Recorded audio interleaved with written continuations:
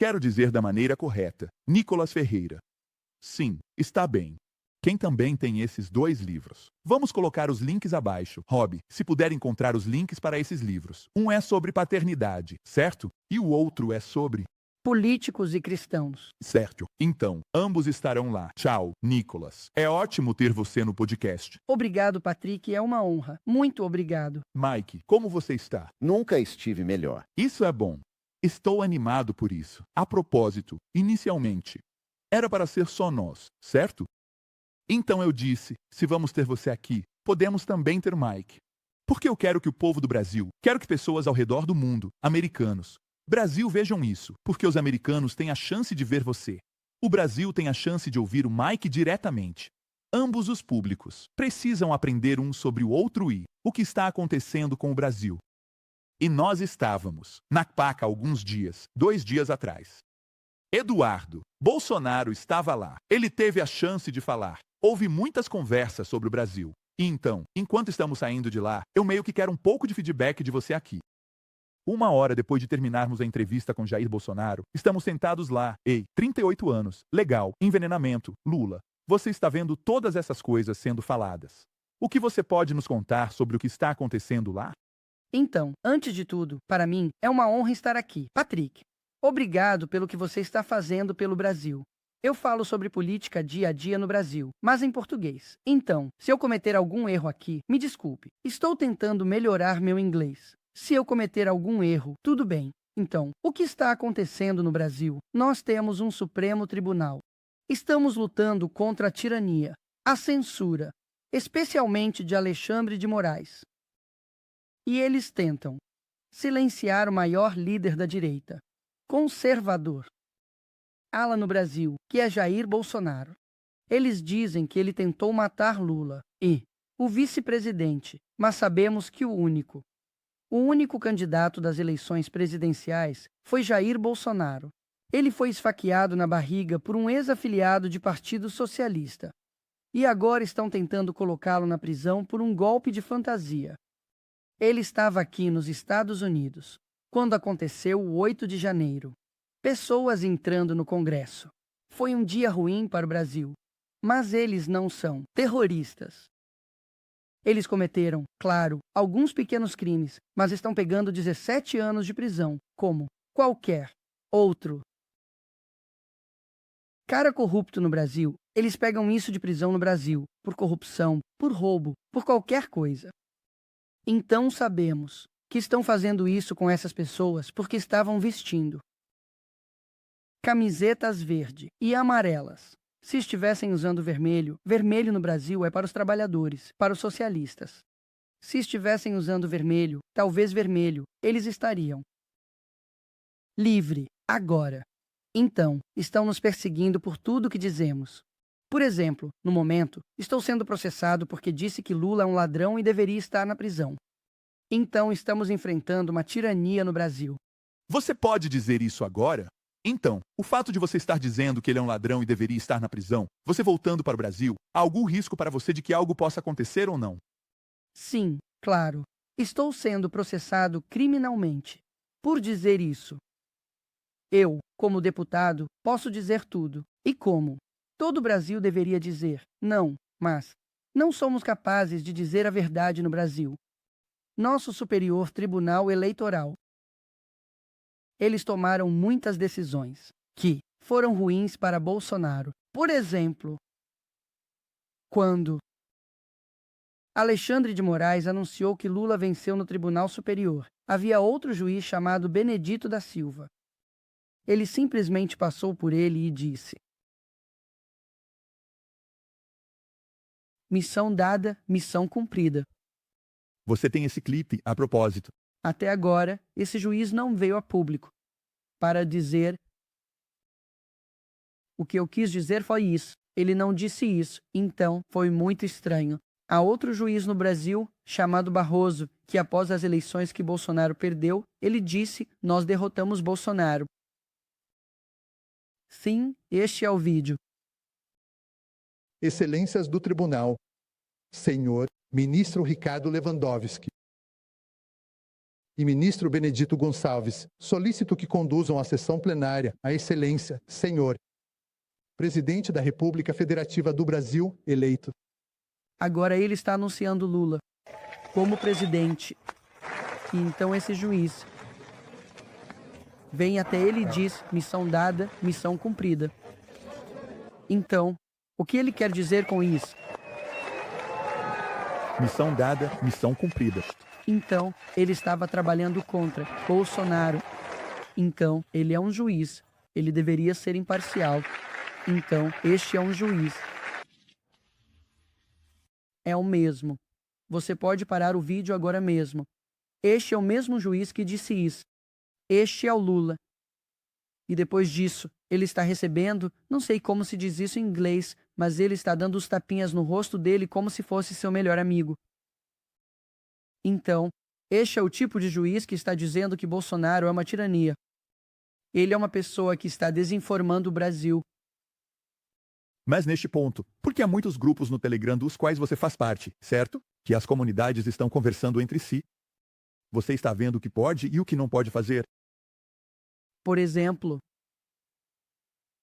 eu acho que em outras redes sociais era mais. Como posso dizer? Ficou claro para mim que algo não estava chegando até mim. Então havia algumas informações que, se você pesquisar no Google, por exemplo, você encontraria. Há algumas outras informações que você tenta encontrar e era mais difícil de achar. Então, por exemplo, nas eleições, você não podia dizer que Lula era tinha Maduro como amigo. Você não podia dizer isso. Você não podia dizer que Lula era amigo de Daniel Ortega da Nicarágua. Então você não podia dizer isso. Você não podia dizer que Lula estava apoiando o aborto. Por exemplo, eu fui processado. Fui multado em cerca de R$3.000. Só porque eu fiz um vídeo dizendo que Lula estava apoiando o aborto. Estava apoiando drogas e fui multado por causa disso. Então, há outro ministro do Supremo Tribunal chamado Gilmar Mendes, que deu uma entrevista, talvez há uns 6 meses, em que disse que Lula está na presidência por causa deles. Em qualquer outro país que leva a política a sério, isso seria um escândalo. Mas no Brasil, isso é normal, porque o Supremo Tribunal Federal não é mais um poder judiciário. É um poder político. Então, nas eleições, por exemplo, Bolsonaro, no nosso dia da independência, em 7 de setembro, teve um grande protesto, como 2 milhões de pessoas em Brasília, em São Paulo. E então ele não pôde usar essas imagens para sua rede. Ele não pôde usar. Foi uma loucura. Só para mostrar quantas pessoas estavam na tenda que vocês não puderam mostrar. Sim, ele não pôde mostrar isso na TV. E, por exemplo, no Partido dos Trabalhadores. Estavam dizendo que Bolsonaro era um Hannibal. Eles estavam dizendo que Bolsonaro era um pedófilo. Eles estavam dizendo que Bolsonaro acabaria com os feriados dos trabalhadores.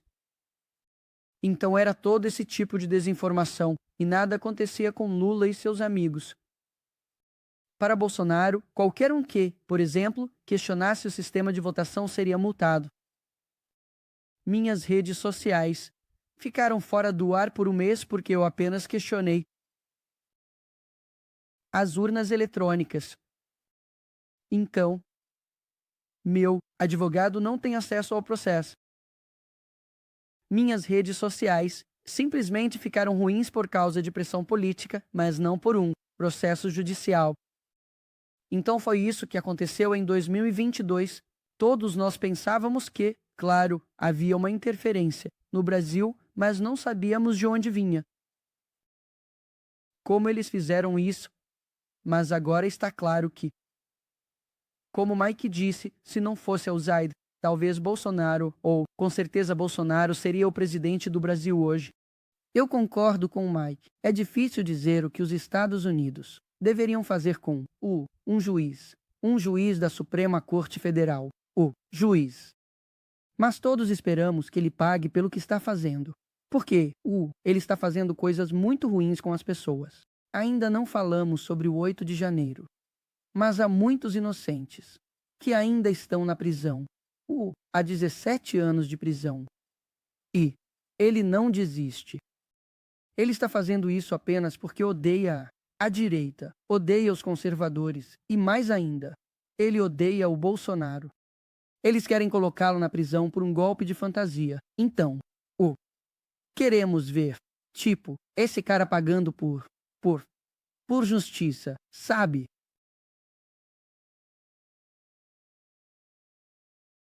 Eu quero compartilhar essa informação com outras pessoas. Como podemos fazer algo a respeito? O que o Mike disse aqui, eu acho que para todos os americanos é muito difícil de entender.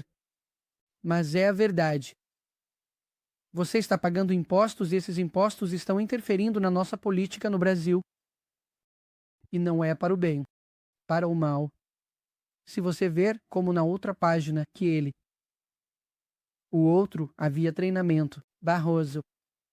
O think tank que estava treinando o Barroso. Sim, 3 senhoras Hobby. As senhoras, bem, ali, o nada.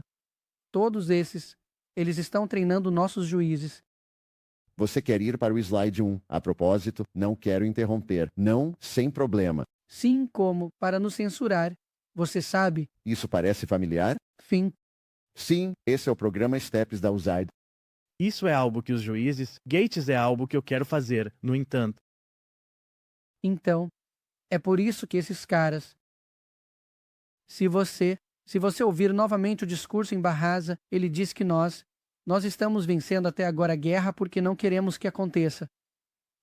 O que aconteceu em 2018 novamente, esse tipo de desinformação. Então, ele diz que Bolsonaro só venceu por causa das fake news e desinformação. E é por isso que eles precisam combater isso, porque Bolsonaro e o bolsonarismo são uma ameaça à democracia. Mas eles são uma ameaça à democracia. Então, seus impostos estão pagando a tirania no meu país. É isso que está acontecendo. Então esses caras estão interferindo na nossa política e para o mal. Como eu estava dizendo, eu não quero que eles interfiram em nada. Nem na direita, nem na esquerda. Porque queremos um país livre, um país tão novo, e é por isso que dia após dia eles tentam nos censurar. Por exemplo, se você colocar o outro slide que mostra a taxa de desaprovação do Brasil de Lula. Sim, essa coisa é de 14 de fevereiro deste ano, a taxa de aprovação de Lula no Brasil cai para 34 ou 35. E essa é a razão disso. É principalmente por causa de um vídeo meu que fiz no Instagram. Postei um vídeo no Instagram porque, no Brasil, o trabalho informal é muito disseminado. E o governo Lula, como todos os governos socialistas, eles tentam arrecadar mais impostos das pessoas. E então eu fiz um vídeo. É para cima, suba, mais. Este primeiro. Fiz este vídeo dizendo que... 8,8 milhões de curtidas? Sim, bem. Você pode clicar para ver quantas visualizações esse vídeo teve. Hobby? Uau! Apenas clique no número de curtidas. Vai mostrar se você clicar nisso. Deixe-me verificar aqui. Acho que você precisa sair. Comentário do meio. Não, pressione em Reels. Sim. E então você desce, vai encontrar. Ok, aí está. Sim, 327 bilhões. Como este vídeo, acho que é o mais visto em 24 horas no mundo todo. E isso aconteceu porque todos os brasileiros estavam muito insatisfeitos, e ainda estão insatisfeitos, com o governo Lula. E então eles fizeram, O que você está dizendo na mensagem? porque o governo tentou implementar uma medida para taxar trabalhadores informais que movimentam até R$ 5.000. É, menos de $1.000. Na conta deles. Então, qualquer pessoa que fosse um trabalhador informal e fizesse isso, que movimentasse isso na sua conta bancária, teria o governo controlando o que ele está fazendo na sua conta bancária. Então, esse pequeno negócio seria muito, como posso dizer, prejudicado. Sabe o que eu quero? Quanto tempo tem esse vídeo? Quanto tempo? 4 minutos. Então, no vídeo, o que você está explicando para eles? Estou explicando que o governo quer fazer isso com os pequenos negócios, que o Lula está gastando muito do seu dinheiro. Muito do seu dinheiro de impostos, que os juízes, eles não abrem suas contas bancárias como querem fazer com os pequenos negócios. E então estou dizendo, precisamos parar o Lula. Caso contrário, ele vai parar o Brasil. E este vídeo fez o governo recuar. E o governo tomou essa medida. Qual é a data desse vídeo, Rob? Desculpe, Qual é a data do vídeo? Foi há 5 semanas. é 15 de janeiro. Sendendo aqui, 14 de janeiro. 14º. Desculpe. Sim, então um mês depois do Lula. A aprovação caiu por causa deste vídeo. E é por isso que tentaram nos censurar.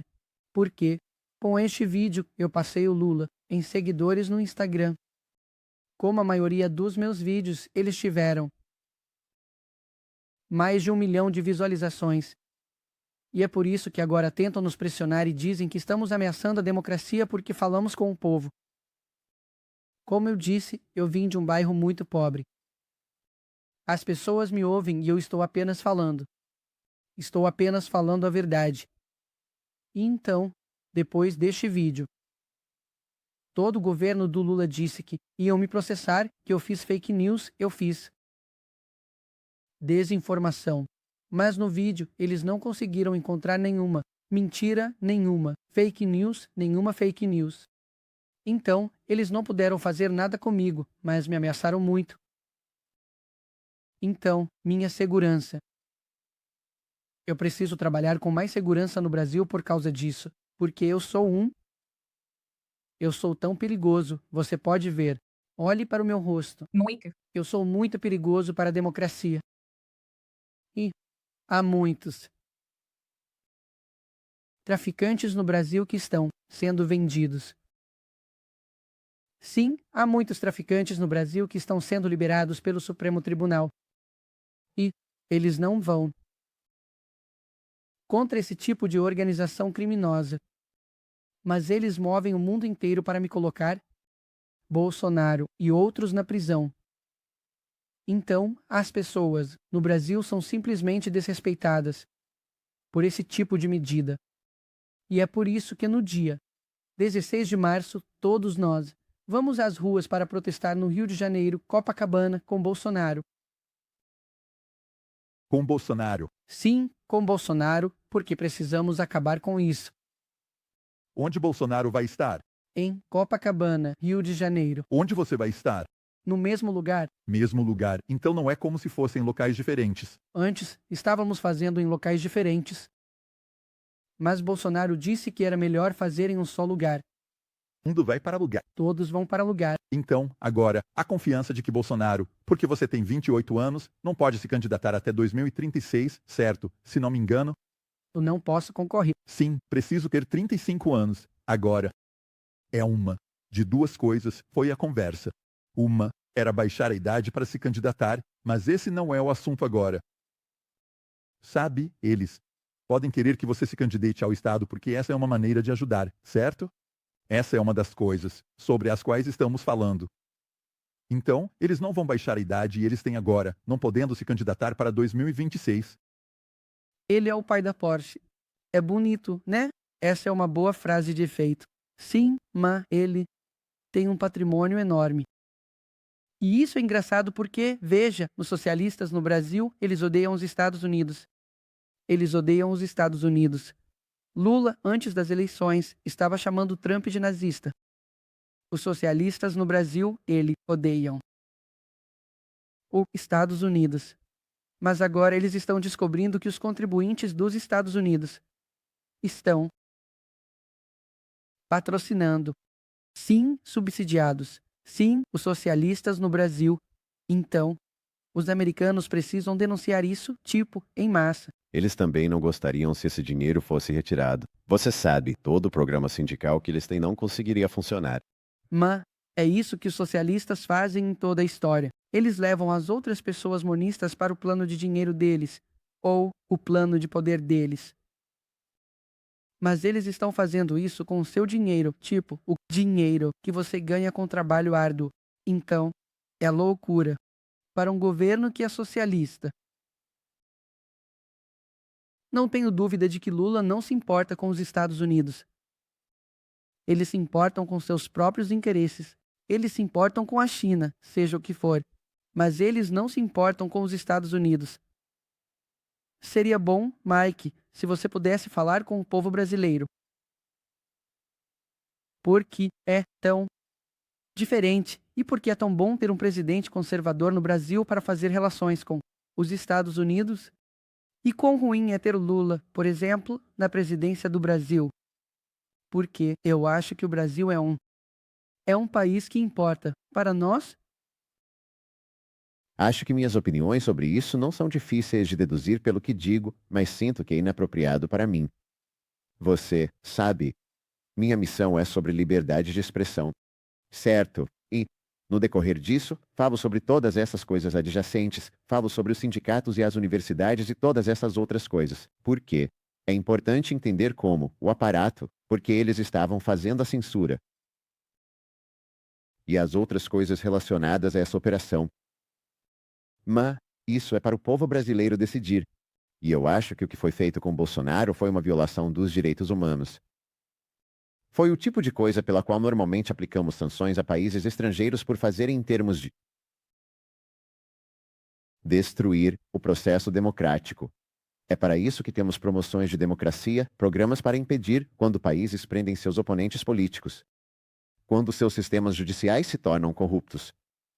É por isso que temos um mandato de reforma judicial para usar, é quando os sistemas judiciais se tornam muito corruptos. Para usar as recompensas e punições da nossa esfera diplomática para fazê-los corrigir o curso de seu judiciário. Neste caso, literalmente fizemos isso com eles. Dissemos, vocês não são corruptos o suficiente, vocês precisam se tornar mais corruptos. Mas isso é um testemunho da corrupção que tivemos em nosso próprio país sob a administração Biden. E no início, isso aconteceu debaixo do nariz de Trump. Parte disso é porque a USAID não precisa reportar ao presidente quando fazem esse tipo de operação. Ao contrário da CIA, eles não precisam obter uma determinação presidencial para ações encobertas. Eles podem simplesmente destinar os fundos para alívio humanitário no Paquistão e depois apenas passá-los por contratantes para fazer coisas. No Brasil, e eu acho, a administração Trump tinha tanta coisa acontecendo com o Russiagate, você sabe, e tudo mais acontecendo no DHS e na fronteira. E Covid. E eles, francamente, não sabiam realmente como era a anatomia da besta que estavam operando. É por isso que estou tão encorajado que a USAID foi, você sabe, alvo dessa maneira, logo de cara. Para que, pelo menos você pare o sangramento e vá direto ao coração do problema, o que leva a todas as outras irregularidades no mundo da inteligência e seu estado IDOD. Mas, você sabe que Mas isso é para o povo brasileiro decidir. Mas estou interessado no setor de direitos humanos. Como brasileiro, vou apenas dar uma dica ao governo Trump. Há muitas coisas que os juízes do Supremo Tribunal têm aqui em nós, eles têm muitas coisas aqui ativos. É apenas uma dica. Porque, como você disse, de quem eles têm medo? Acho que tem medo de perder dinheiro. Acho que tem medo de perder poder. Acho que eles querem vir aqui para nós por algum motivo. E eu acho realmente eu acho o único poder, além do povo, que pode acabar com essa tirania ou talvez reduzir o poder do nosso Supremo Tribunal. A administração Trump está fazendo não por vingança, mas fazendo o que é certo? Porque eu concordo com Mike, houve uma violação dos direitos humanos com Bolsonaro, não apenas com Bolsonaro, mas com o povo brasileiro, porque nós. Tudo que eu quero não é que Bolsonaro se torne presidente com recursos ruins. Eu quero que tenhamos uma eleição justa. Isso é tudo o que queremos. Queremos eleições justas. Então, Tenho certeza de que se houvesse uma eleição justa no Brasil em 2022, Bolsonaro seria o presidente. Então é só isso que queremos. Havendo uma eleição livre, Bolsonaro seria presidente. Sim, com certeza. Considerações finais antes de encerrarmos. Nicolas, considerações finais antes de encerrarmos o podcast. Seu otimismo, seu futuro, o que você está pensando, o que vai acontecer entre agora e o tempo das eleições. Brasil, onde está sua mente? O que você está pensando?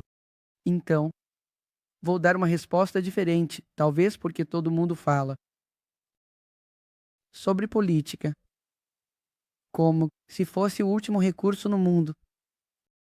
Como cristão, como eu disse a você naquela mesa, acho que minha esperança morreu há 2000 anos. Ele ressuscitou da cruz, e é aí que coloco toda a minha fé e minha crença. Acho que nós, como seres humanos, precisamos cuidar das nossas responsabilidades individuais. Acho que precisamos, como homens, ser grandes maridos. Eu preciso que as mulheres sejam grandes esposas. Precisamos criar filhos que tenham valores morais. Precisamos saber que estamos criando filhos, não para ter como objetivo um bom profissional, emprego, mas estamos criando uma alma. E acho que isso muda tudo, porque eu posso talvez ir para a prisão, talvez possam me perseguir pelas minhas palavras, mas tudo que este mundo pode fazer comigo, se me matarem, para encontrar meu Salvador, então, acho que todos os conservadores precisam não apenas defender, não apenas falar, mas viver o que estão defendendo. Não sou conservador apenas porque é bom para mim conseguir votos. Eu sou conservador. Sou cristão porque, caso contrário, estaria muito longe daqui. Não sei onde mais eu estaria. Eu nasci em uma favela. Meu primo era traficante lá. Então, talvez, meu caminho seria muito ruim. Mas o cristianismo me salvou disso. Então, quando falo sobre política, é claro que tenho inimigos. Eu tenho os caras do lado oposto que tentam me colocar na prisão e tentam me censurar. Mas eu olho para eles com olhos de compaixão. Acho que precisamos fazer isso mais. Estava lendo um livro há cerca de uma semana. E havia um rei chamado Philippe Neneti, e ele estava andando pelas ruas, e então viu um ladrão. E esse ladrão estava indo para a prisão. E então ele disse, lá vai Philippe Neneti, se não fosse a graça do Senhor. Então, acho que se colocarmos isso em nossa vida, seja na política ou no podcast, precisamos ter propósito na vida. Como nos Estados Unidos, por exemplo. Eu leio muito sobre a história americana. E sei que Humberto Marcelo e Teodoro Adorno, eles saíram da escola de Frankfurt. Eles vieram para cá. Eles entraram nas universidades. Depois disso, suas ideias chegaram aos evangelhos. E essas reverberações reverberaram no Brasil. Agora, infelizmente, muitas. Igrejas no Brasil têm muitos falsos cristãos. Elas têm muitas pessoas que são socialistas, mas não sabem. Então essa é a nossa verdadeira guerra, nossa guerra cultural. Claro, eu posso colocar Bolsonaro no comando. Podemos ter o Senado. Podemos ter o Congresso. Ok, tudo bem. Mas há muitos lugares que têm poderes que mudam seu coração. Talvez aqui nos Estados Unidos, um artista que chega ao topo do Spotify tenha mais influência na vida dos seus filhos do que um pai tem nos próprios filhos. Então, não podemos ser conservadores apenas porque é bom para nós nas eleições. Precisamos ser conservadores porque nossa vida depende disso. É isso que eu busco na minha vida. Ser um bom pai, ser um bom marido, ser um bom político. E meu objetivo é ir para o céu. Isso é tudo que eu quero. Então, é isso que eu penso para a minha vida. Não. É um prazer estar aqui, Patrick. Obrigado, Mike. Desculpe, Brandon. Brandon, obrigado, Brandon.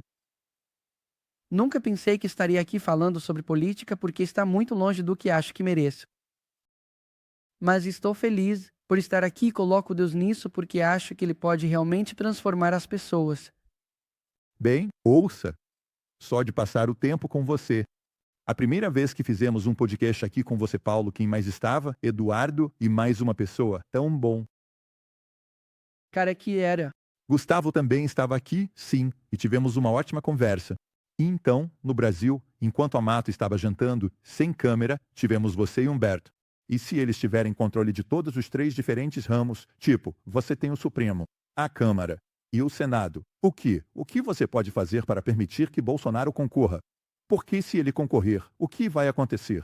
A esposa dele vai ser a cara, meio que como o que está acontecendo com a Venezuela, onde Maria Corina Machado concorreu com Edmundo Gonzalez? Acho que esse é o nome dele. Seria assim que fariam? O que pode acontecer? Eu realmente não sei o que vai acontecer no Brasil. Quando eu falo com esse verdadeiro Bolsonaro, ele diz que eu sou o candidato. E é isso. Vou concorrer à presidência. Ele diz isso. Sim, ele está dizendo isso. Então, e eu pergunto a ele, o que devo responder se alguém disser que talvez outro candidato, talvez outra pessoa? Ele diz, estou concorrendo à presidência. Então, eu realmente não sei o que está acontecendo. Eu só não acho que o sistema vai deixá-lo livre para concorrer. Eu não sei que ele será capaz de concorrer à presidência no Brasil. Eu realmente não sei. Porque eles têm muito poder no Brasil. Sim, então, você sabe, E não podemos fazer muito porque se você está em uma democracia normal onde você tem o poder executivo, o poder legislativo, o poder judiciário, tudo bem, está tudo certo. Mas eu, como deputado, eu não tenho nenhum poder hoje. Eu só tenho a minha voz. Então, é por isso que ainda estamos falando e fazendo discursos, porque isso dá esperança às pessoas, isso defende a moral, os princípios, os valores do povo brasileiro. Mas isso é tudo que podemos fazer. Tipo, nós, claro, viemos aqui para os Estados Unidos, porque Elon Musk compartilhou muitos dos meus vídeos, e isso ajuda muito. Mike está fazendo um trabalho incrível. Mas isso é tudo que podemos fazer. Não estou dizendo que é a última coisa a fazer, mas é tudo que podemos fazer. Então, Não. para mim, Certo. Então, se isso aconteceu de 80 a 34 e 24, você teve 329 milhões de visualizações. Não sei se já viu um vídeo com 329 milhões de visualizações. Bem, Você é do Brasil. Os Estados Unidos são um país maior. Eu não sei se você já viu. Eu vi um vídeo com 329 milhões de visualizações, 8,8 milhões de curtidas. Estou falando. Sabe, a única coisa que acho que vi foi quando o post do Messi teve 77 milhões de visualizações no Instagram quando ele ganhou a Copa do Mundo. sim. Quero dizer, isso é. Messi ganhando a Copa do Mundo é o que eu vi, certo? Então, a única coisa que me faz pensar é se eles não vão sair do caminho. E olha, eu posso dizer isso, sabe? O Mike com certeza não pode dizer isso. Mas eu posso dizer isso. Ok, Mike, tampe os ouvidos. Poderia ser, porque ou está fortemente envolvido com o presidente Estados Unidos, o que eu não acho que eles queiram fazer. Bem, Quando eu tive o presidente aqui, perguntei a ele sobre o Irã. E você sabe, o fato de que da última vez as sanções prejudicaram tanto o Irã que o Irã quase caiu. ok. E foi bem ruim. Eu disse, qual é o seus planos para o Irã? Ele disse, temos tantos problemas na América que eu tenho que pensar em mim. Não posso fazer mais nada. Sim. Então, se isso recair sobre você, e vocês disserem se eu não quero nenhuma ajuda, não ajudem a esquerda, não ajudem a direita, certo? Patrick. O que você vai fazer se eles não estiverem se movendo? Qual é a única opção que você tem? Quer dizer, revolução é a única opção e isso não é algo que alguém queira falar sobre. Sim. Mas eu acredito no poder do povo. Tipo, nós, o povo. Eu não subestimo isso. Por exemplo, As pessoas foram às ruas em 2016 e tiramos a Dilma do cargo presidencial. Então, precisamos ir às ruas novamente. Precisamos pressionar o governo porque, infelizmente, o povo brasileiro só vai às ruas por causa da economia. O café no Brasil e o preço está tão alto agora. O óleo, o combustível é o mesmo. Os ovos agora no Brasil estão em um nível tão alto. Então, as pessoas estão ficando irritadas com o governo Lula. E é isso que pode. O que faz o povo brasileiro ir às ruas. Mas isso é triste. Porque precisamos ir às ruas não apenas por causa da economia. Precisamos ir às ruas pela nossa liberdade, pela nossa liberdade de expressão, mas o Brasil é um país enorme. Temos muitos no Brasil dentro do Brasil. Então apenas a economia nos colocará nas ruas novamente. Então, agora com essa avaliação, desaprovação de Lula, talvez as pessoas voltem às ruas e pressionem o governo para, talvez, tirar Lula e talvez colocar outra pessoa lá. Mas eu não sei. Os brasileiros têm memória curta. Infelizmente, o povo brasileiro tem memória curta. Aqui, nos Estados Unidos, vocês têm muitos caras que lutaram pelo nosso país, que lutaram pela liberdade. E vocês colocam isso nas escolas, nas universidades. E no Brasil, todas as escolas e todas as universidades estão tomadas pela esquerda. Então, quando um adolescente olha para a história, ele não sabe pelo que está lutando. É por isso que ele não luta. Então, o Brasil é um país muito difícil. Temos um enorme potencial. Temos grandes recursos naturais. Nossa comida é ótima. Nós somos Eu amo o Brasil, mas infelizmente, a maioria dos brasileiros votou no Lula só porque ele prometeu dar carne para o povo. Talvez vocês, americanos, não saibam, há uma carne no Brasil chamada picanha. Vocês talvez vão a uma churrascaria brasileira aqui. Denicione. Sim, picanha. Lula, ele definitivamente disse, se você votar em mim, vou te dar picanha e cerveja. E é por isso que o povo brasileiro votou nele. Ele esteve na prisão por, mais de 500 dias. E as pessoas no Brasil estavam ok, eu quero o Lula, vou votar nele. Então, o povo brasileiro tem culpa nisso. Eu sei que há muita interferência nas eleições no Brasil, mas a cultura do Brasil precisa mudar. Somos um país que tem mais de 80% de cristãos. Mas não somos cristãos de verdade. Então, você sabe, é mais profundo o problema no Brasil. É por isso que, por exemplo, eu fiz esse tipo de livros. Eu estudei muitos filósofos que dizem que a política é apenas, talvez, o reflexo do que acontece na cultura antes. Então, toda a esquerda no Brasil tomou o poder da cultura. Então, se você ligar a TV brasileira, vai ver muitos valores ruins. Eles tentam destruir nossa família apenas com as novelas, com os documentários, em nossas escolas. Então, não é apenas a política que precisa mudar no Brasil, é a nossa cultura. É isso que estou tentando fazer. Estou na política, claro, faço meu trabalho, faço meu dever. Mas, por outro lado, tento dizer ao povo brasileiro que precisamos assumir responsabilidades individuais. Caso contrário, não vamos mudar o Brasil. Rob, você pode voltar para aquele slide que você tinha sobre o preço do café? Então, se você olhar isso com o preço do café, é a partir de dezembro de 2024.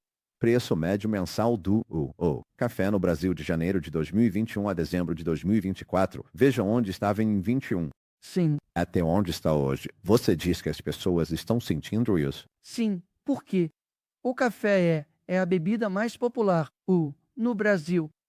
Então, todo mundo bebe. Então, mesmo os ricos ou os mais pobres, eles sentem Eles sentem o preço subindo e ficam irritados. Então, é por isso que estou dizendo que as pessoas no Brasil estão ficando irritadas com a administração do Lula por causa disso. Porque o café que você bebe todo dia está em caro. Talvez você não possa dizer o que os Estados Unidos podem fazer, certo? E eu vou deixar essa de lado por enquanto, certo? Mas o que o povo brasileiro pode fazer? Seus clipes são reproduzidos por todo o Brasil, traduzidos em português. Eles estão vendo isso. Sim. Eles sabem quem você é. Eles estão reconhecendo quem você é. Quando estivemos lá, seu nome surgiu muitas vezes. Enquanto eu estava conversando com diferentes pessoas do Congresso, do Senado que estão falando. Qual feedback você tem para as pessoas que estão sentadas lá, dizendo, ok, sem a ajuda dos Estados Unidos, o que podemos fazer? O que você diria a eles? É difícil para mim dar conselhos ao povo brasileiro, sabe, como cidadão americano. Parece um pouco fora do meu lugar. Eu acho que, em geral, é incrível ver o sucesso que vocês tiveram. Eu também, como Patrick, nunca vi um vídeo no Instagram com mais de 300 milhões de visualizações. Isso é extremamente impressionante. Mas eu acho que esse é, em última análise, o caminho para trazer poder para o povo, é fazer sua voz ser ouvida o mais alto possível e continuar aumentando sua voz cada vez mais e encontrar parceiro em todos os níveis concebíveis. Nos Estados Unidos, você sabe, na Europa, você sabe, para onde for. E eu não quero dizer isso de uma forma de interferência. Quero dizer isso simplesmente para que pessoas ao redor do mundo ouçam sua mensagem. Sim. Isso é uma interação comum nessas situações. Você sabe, há o conceito da chamada comunidade internacional, que são pessoas com ideias semelhantes em todo o mundo que acreditam em uma causa ou acreditam em um princípio. E quanto maior for essa tenda, mais isso energiza e mais isso também impacta as pessoas do país, porque elas vão ouvir as sirenes da mídia ao redor do mundo que amplificam essa mensagem. Isso se espalha, e o apoio pode vir de lugares estranhos quando você canta sua canção alto o suficiente. E eu acho que vocês estão fazendo a coisa certa em termos disso. E isso é realmente a única coisa que me parece apropriada para eu dizer. Porque acho que abaixo disso, você começa a entrar em questões de organização política. E me parece fora de lugar eu opinar sobre essa parte. Mas eu acho que é um ótimo conselho. Como eu estava dizendo, nós precisamos dar poder ao povo. É isso. Nós. Tudo o que a tirania quer fazer com o povo é subestimar seu poder. Então, nossa voz, eu nunca pensei que, talvez eu possa falar sobre João Batista aqui. João Batista não sabe o que é o PBD Podcast, mas estou falando sobre ele agora. Então, o que fazemos na vida, como diz o gladiador, ecoa por toda a eternidade. Então, precisamos falar, precisamos levantar nossas vozes cada vez mais alto, e então talvez o Brasil brilhe intensamente novamente. Você acha que vocês têm partidos políticos demais? Por que só no Congresso vocês têm, 24 deles? Então aquele bloco central todo é o quê? 50% do Congresso? E parece que isso meio que emperra muitas coisas. Então, eles são consistentes na forma como votam ou vão na direção que o vento está soprando? Sim, o Congresso é uma coisa complexa de se falar aqui, mas sim, há muitos partidos.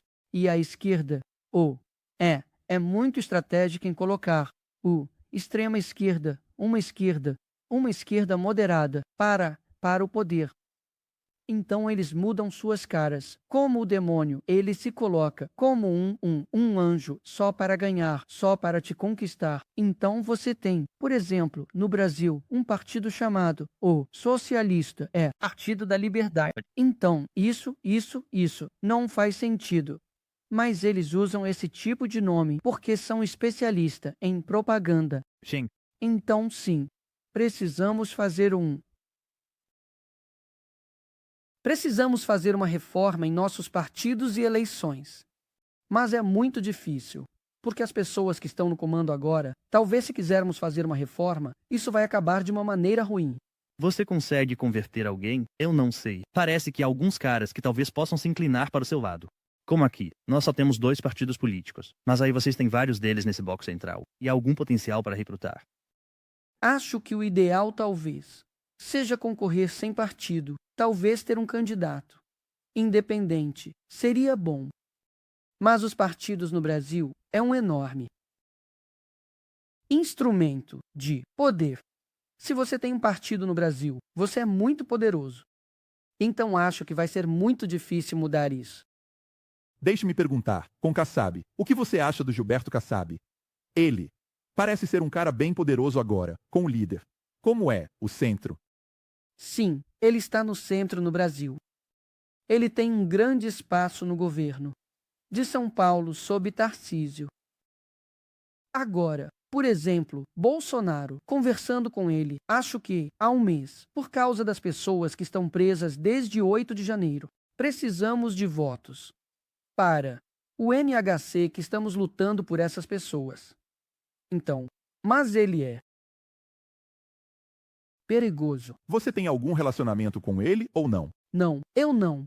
Conversei com ele um dia quando desci do meu apartamento, ele estava lá. Ele me disse algumas coisas e eu disse, ok, obrigado, e foi só isso. Nunca falei com ele, mas ele é um homem poderoso. Ele é um cara que tem poder e influência suficientes para te ajudar, ou ajudar Bolsonaro a concorrer em 2026. Ou ele não é um cara que vai ajudar Bolsonaro. Então, eu acho que o centro vai onde as pessoas estão ganhando. Então, se ele acha que Bolsonaro tem chance de ganhar, ele vai estar com Bolsonaro. Se ele acha que não, ele vai com Lula. Então, ele tem fotos com todos os ex-presidentes do Brasil. Ele é o presidente do Partido Social Democrático. Então, ele vai para onde o time ganha. Eu não posso dizer que confio nele porque realmente não confio, mas talvez. Se ele quer ajudar Bolsonaro agora, tudo bem.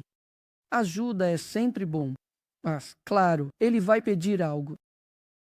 E eu não sei o que ele vai pedir. Como um favor.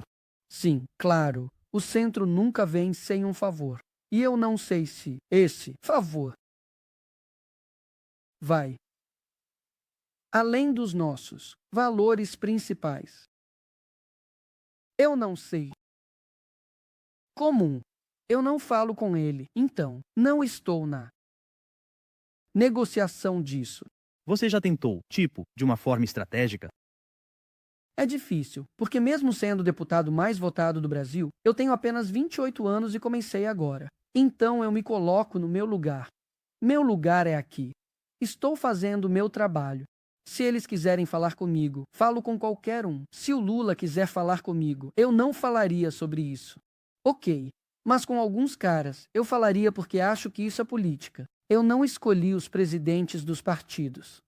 Eu não escolhi os deputados que trabalharam comigo. Eu não escolhi os senadores. As pessoas escolhem isso. Então eu preciso trabalhar com a matéria-prima. Deixe-me perguntar, com os incêndios na Amazônia, isso é um grande problema? É um grande problema.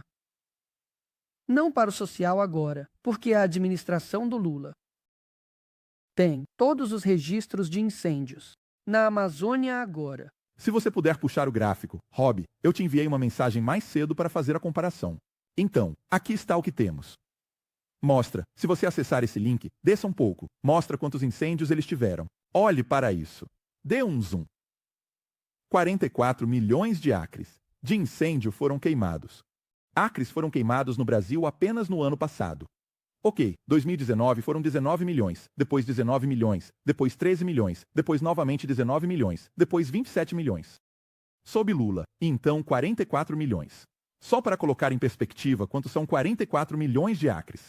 Rob, se você puder ir para o outro link que mostra os estados na América, para que as pessoas possam ter uma ideia, 44 milhões de acres é mais do que o estado do Alabama. Mais do que Arkansas, mais do que o estado da Flórida. A Flórida tem apenas 30. Suba um pouco, Rob, para que possamos mostrar o topo, certo? Não. Vá para o terceiro, área de terreno do estado. Sim, bem ali. Vá para o outro lado. Olhe para isso. Desça. Apenas 1, 2, 3, 4, 5, 6, 7, 8, 9, 10, 11, 12, 13, 14, 15. 15 estados são maiores que 44 acres. 35 estados na América são menores que 44 milhões de acres. Isso é fogo. E, então, o que a administração do Lula está dizendo sobre isso? Isso é normal para vocês? Como as pessoas estão reagindo a isso? Então, quando Bolsonaro estava na presidência, havia, claro, incêndios na Amazônia, porque é algo natural. Mas era muito menor do que agora. E preciso lembrar vocês, americanos, que Leonardo DiCaprio, Greta, Mark Ruffalo nas eleições disseram que Bolsonaro estava colocando fogo na Amazônia. Emmanuel Macron, por exemplo, postou uma foto antiga da Amazônia, queimando, e disse que era sob a administração Bolsonaro. Sai daqui! Mas não era. Então, esse é o tipo de pessoa que estávamos encontrando. Sim, essa não é uma foto sob a administração Bolsonaro. Mas ele postou. Como era? Tem algumas informações aqui. Patrick. Em 2024, o Instituto Nacional de Pesquisas Espaciais registrou 140 mil focos de incêndio na região. É o maior número desde 2008, quando Lula também era presidente. Então ele bateu seu próprio recorde. Além disso, a região da Amazônia Legal experimentou em 2024 o maior número de incêndios em 17 anos, de acordo com dados do governo divulgados em janeiro de 2025. Então, houve muita propaganda contra Bolsonaro, mas ele fez muitas coisas, colocando o exército na Amazônia para parar o fogo. Ele fez muitas coisas.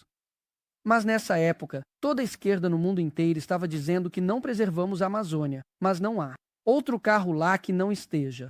Nenhum outro país no mundo preserva mais o meio ambiente do que o Brasil. Nós não.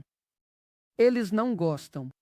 Fazemos um ótimo trabalho, mesmo que seja um desafio difícil que enfrentamos na Amazônia, porque é enorme, é um lugar enorme. Mas a esquerda com Lula, e agora estamos enfrentando o auge das queimadas em toda a história, coisas como sob Lula. Quando as queimadas acontecem, é mudança climática. Mas quando as queimadas acontecem sob Bolsonaro, é culpa dele. Sim, é culpa dele. É tudo culpa do Bolsonaro. Agora, um socialista vai para casa e a esposa está traindo ele. Ele diz, culpa do Bolsonaro. Tudo é culpa do Bolsonaro, sabe? No Brasil, é assim. Não acho que seja diferente aqui. Tudo é culpa do Trump, certo?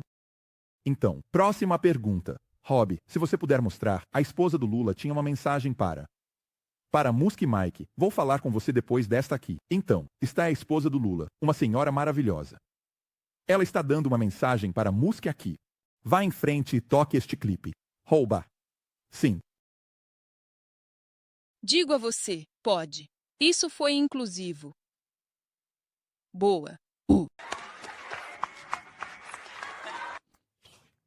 Que papel você acha que o X está desempenhando? E os brasileiros ganhando sua liberdade? Mike, que papel você acha que o X está desempenhando?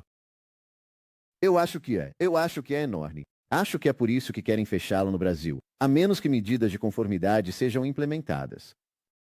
Acho que o governo Lula, assim como o governo Biden, estava intensamente ciente de que o poder das redes sociais seria o determinante de se a eleição iria para um lado ou para o outro. Tenho citações das pessoas envolvidas nisso que acreditam que seu trabalho censurando Bolsonaro foi decisivo, em termos de incliná-la a favor de Lula. Houve uma reunião pessoal, na verdade. Lula, acho que foi o quê? Seu primeiro mês no cargo, na primeira reunião com o governo Biden. Sei que você está me acusando de voltar para a apresentação de slides, mas o fato é que acho que muitas pessoas não viram isso. E como eu sei que não estou acusando de forma alguma. Não, meu ponto para você era quando eu estava trazendo você e Nicolas aqui, eu queria garantir que as pessoas no Brasil Sim, se quisessem saber como podem ter liberdade. Não acuso de slides.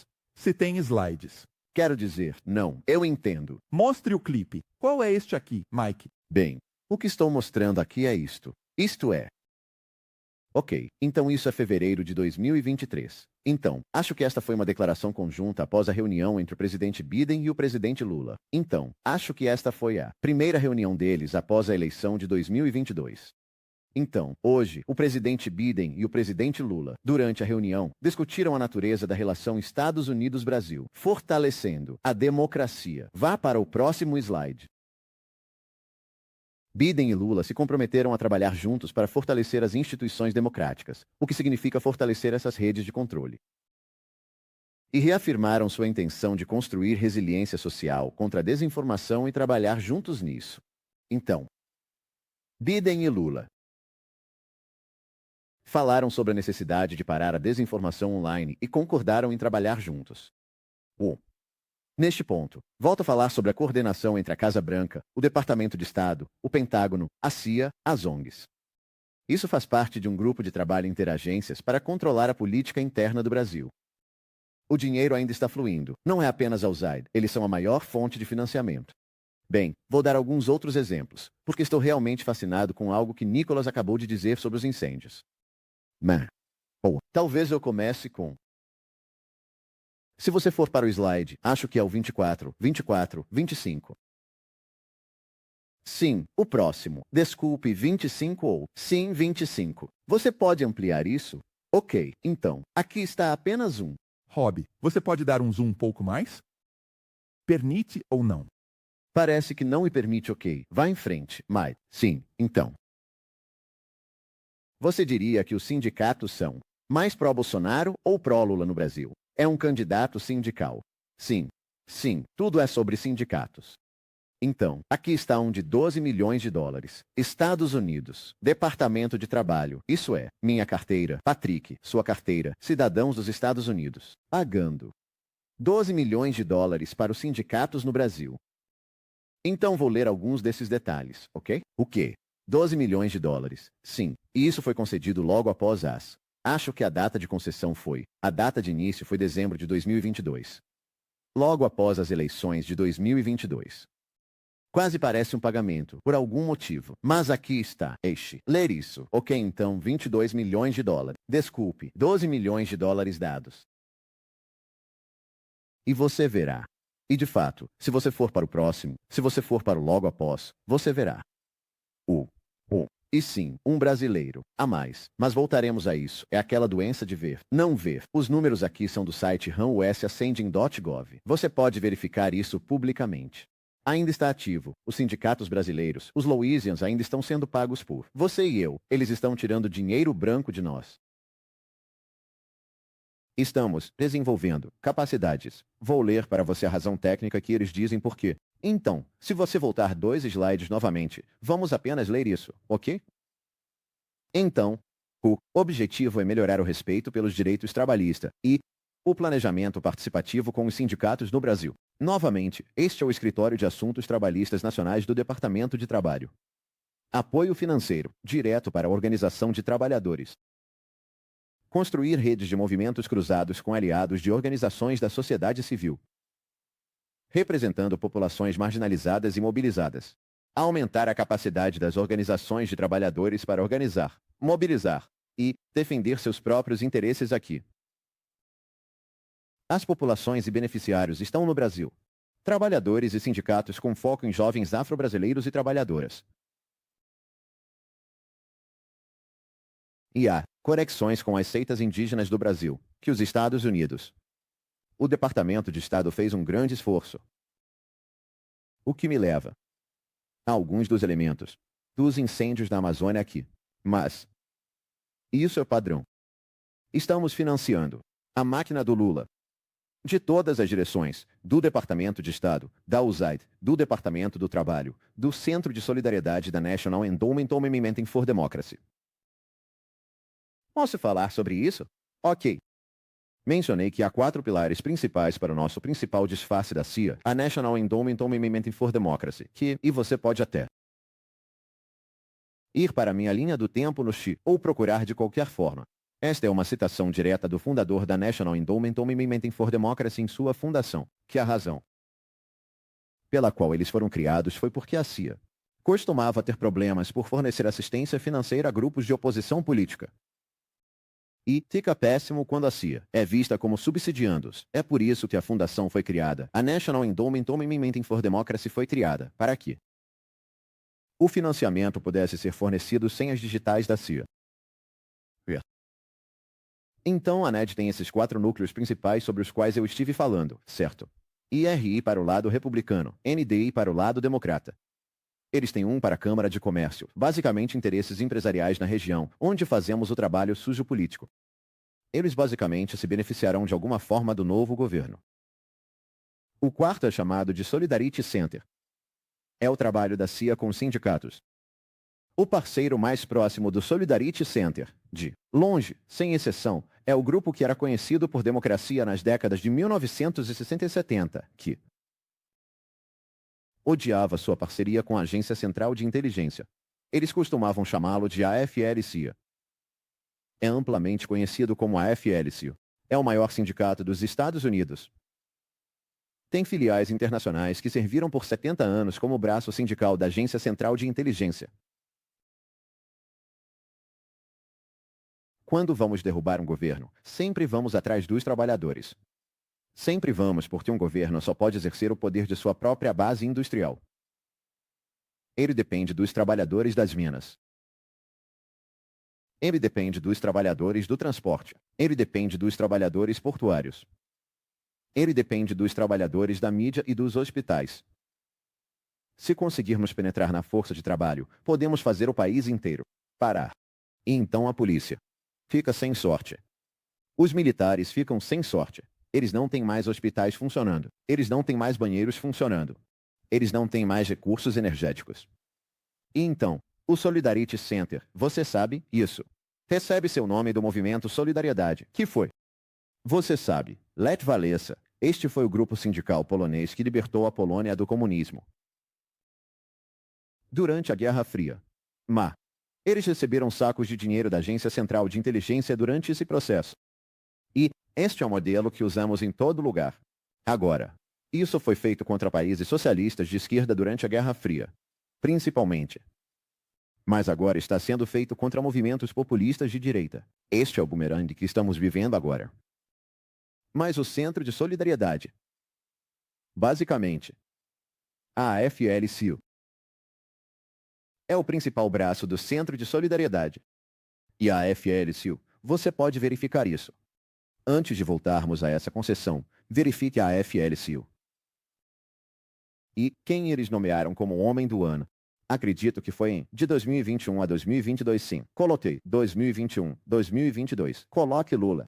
Você pode, sim, colocar Lula lá. Você verá que este é o. Eles deram um prêmio aqui, Lula. Quanto tempo? É como o ou role para baixo. Sim, é esse, sim. Mas isso é 2019. Ah, 2019. Sim, ok, sim, 2019, hein?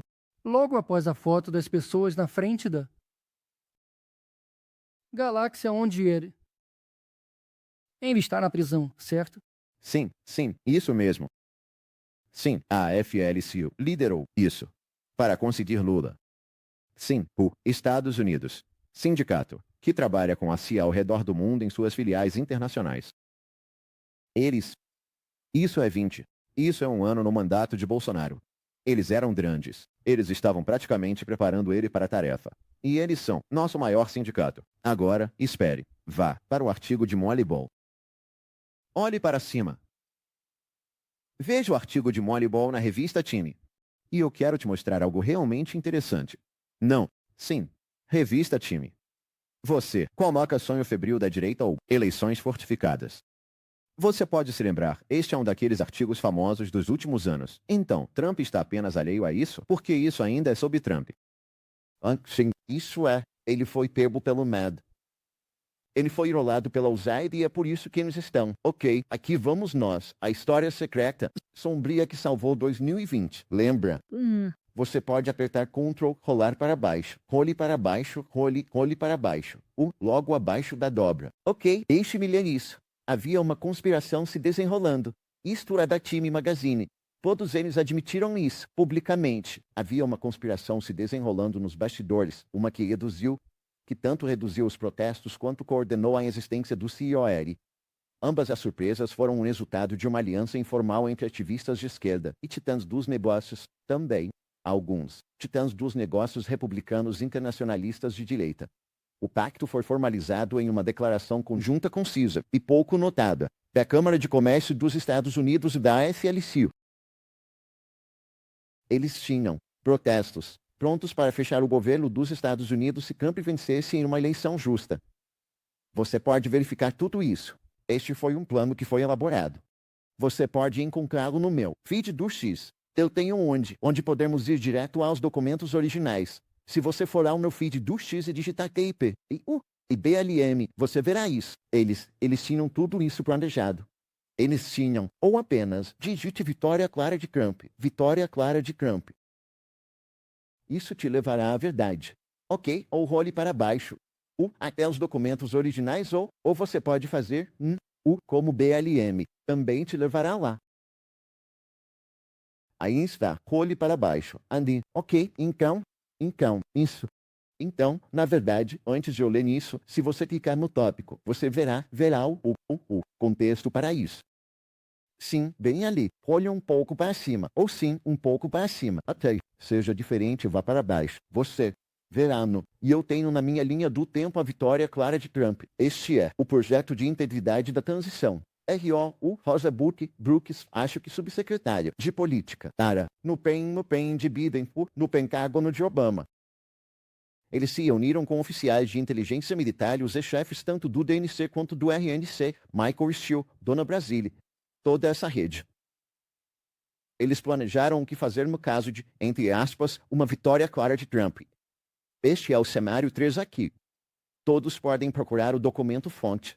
Está por toda parte. Tem o link da fonte bem ali e podemos clicar nele. Logo depois disso, deixe-me. Vamos começar aqui. Uma demonstração de números nas ruas e ação nas ruas podem ser os fatores decisivos para determinar como o público percebe isso. Então, o que eles falam é sobre aproveitar os manifestantes do BLM, porque fizeram isso no auge dos distúrbios de George Floyd. Eles disseram, ei, nós vamos simular este jogo de guerra. Se Trump vencer, como ainda podemos garantir? Se ele vencer a eleição, como impedimos sua posse? E veja, o que eles fazem neste jogo de guerra. Eles, a pessoa que estava interpretando, fazendo o papel de Joe Biden, que era John Podesta quem estava na reunião e fez esse papel. Diz que eles pressupuseram que os democratas seriam capazes de usar a força de rua do Black Lives Matter como uma força de protesto desestabilizadora, e os trabalhadores sindicalizados e toda a rede da AFL-CIO. E que, basicamente, a recomendação, porque isso vai se resumir a ações nas ruas, é que eles precisam testar melhor a provável inefetividade a um chamado de Biden para ir às ruas, ou a capacidade da campanha de Biden de controlar atores uma vez mobilizados. Este é o BLM, controlar esses atos, a capacidade da campanha de utilizá-los. Então, o que eles propõem é construir laços fortes e de base, construir laços fortes e ser responsivo às demandas do BLN. Dessa forma, o BLN ficará devendo um favor a eles. Eles falam sobre isso na mesma coisa, e você pode clicar no hiperlink para ver. Acho que foi o Boston Herald quem relatou isso. Eles têm o documento fonte bem aqui. Digite Ctrl F para Clear Trump Win. Sim, aqui está. Este é o plano de guerra. E apenas clique novamente e você chegará ao segundo. Você verá. Tudo isso se trata, certo? Como impedir Trump de assumir, se ele vencer, de forma justa e honesta. E o que eles pediram foi aumentar os recursos para o Black Lives Matter, que por sinal é exatamente o que a Câmara de Comércio fez. Lembra-se daqueles bilhões de dólares das grandes corporações? Então, eis que surge este acordo secreto que não é publicado até 6 meses após a eleição. E quem realmente estava encarregado de mobilizar todos esses protestos de fechamento em DC? É o principal braço sindical da CIA, o AFL-CIO, que está por trás da mesma coisa, no Brasil. E, a propósito, deixe-me chegar ao ponto principal aqui. Eu mencionei que 4 Core e 4S para o NED. O INDI Centro Solitário. Sabe qual é o quarto? Chama-se CIP, o Centro para a Empresa Privada Internacional. Sabe o que é isso? É o elo da CIA com a Câmara de Comércio. Os dois grupos exatos, o AFL-CIO e a Câmara de Comércio, que se uniram, tiveram um acordo, publicado na Time Magazine, para derrubar Trump se ele ganhasse a eleição em 2020. Se uniram através do National Endowment for Democracy, trabalhando no Brasil, que derrubou Bolsonaro. E se você se lembra, foram eles que estavam treinando os juízes, foram eles que comandaram toda aquela rede. NDI, eles montaram uma coalizão inteira. Foi chamada de D4D, Design for Democracy. Tecendo uma teia de aranha praticamente de todas as instituições brasileiras, no controle de informação. Patrick, eu tenho uma pergunta para o Mike. Posso fazer isso? Mike, você teme pela sua vida? Porque você está denunciando a CIA e todo o esquema. Você teme pela sua vida? Acho que assassinatos são muito mais raros hoje em dia. Eles se voltaram para os promotores como uma maneira muito mais limpa de fazer isso. Houve muita repercussão dos assassinatos, e eles estão chateados com isso. Eles estão muito chateados com isso. A repercussão, você sabe, há o caso interessante de JFK, por exemplo. E até hoje, os censores falam sobre, você sabe, teorias da conspiração, sobre a CIA, talvez assassinando. Você sabe, foi publicado no final dos anos 90, durante as desclassificações, que a CIA estava, você sabe, abrindo as cartas de Lee Harvey Oswald antes que eles recebessem, porque tinham uma investigação de contra-inteligência sobre ele. Mas o que estou dizendo é que é muito complicado quando você elimina uma figura de alto perfil em um assassinato. É complicado porque, sempre que há uma mudança de poder, há tentativas de buscar transparência. Se você ler o guia de assassinatos da CIA, que eu já fiz na minha conta antiga, e é muito engraçado. Isso surgiu durante as audiências do Comitê da Igreja e na verdade apareceu nos anos 1990, entre as desclassificações do JFK. Mas, você sabe, eles falam sobre como é imperativo garantir que haja apenas uma investigação casual depois, e que essas coisas não tenham memórias longas em termos de investigação. E você sabe, isso foi proibido, e essas coisas nunca são feitas diretamente pela agência. É sempre através de contratados, outros grupos. Mas o que eles passaram a fazer é assassinato judicial. Essa é a maneira limpa de fazer isso. Você os acusa de um crime, e os joga fora pelo resto da vida. Com Trump, com o que estão fazendo, com Bolsonaro, e... Era minha expectativa que isso iria acontecer comigo eventualmente.